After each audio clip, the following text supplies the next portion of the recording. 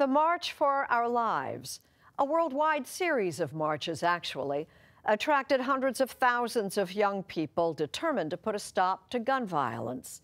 Chip Reid in Washington watched the remarkable day unfold. In the shadow of the U.S. Capitol, the teenage leaders of the March for Our Lives had a message for the nation's leaders. The voters are coming. A message that echoed at protests across the nation, from New York to Los Angeles, from Atlanta to Minneapolis, and to Marjory Stoneman Douglas High School in Parkland, Florida. So don't just go out and vote. Get 17 other people to go out and vote. Where 14 students and 3 staff members were killed by a gunman last month. But it was Washington that drew the biggest crowd. Participants ran the spectrum.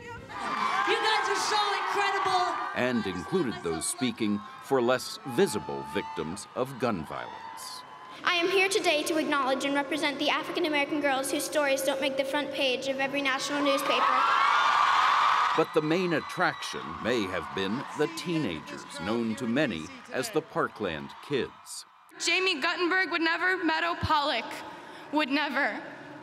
Emma Gonzalez read the names of the 17 victims, then honored them by standing in silence.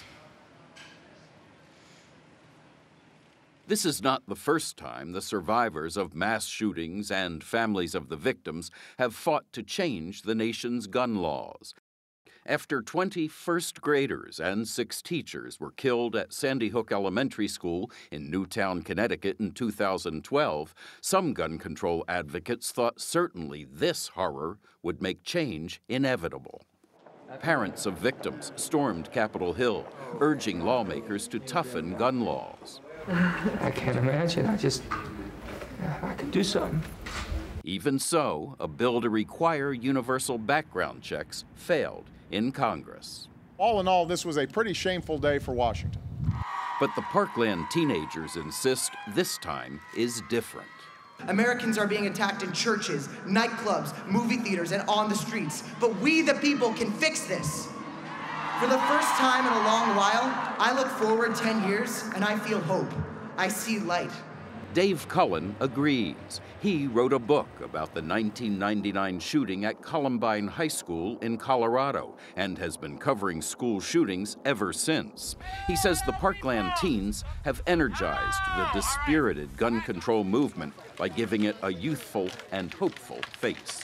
What they figured out that we'd never figured out, if you make the survivor story more compelling than the killer story, you put him on the back page. Did you ever think that the heroes of the gun control movement would be high school kids? Never occurred to me in a million years.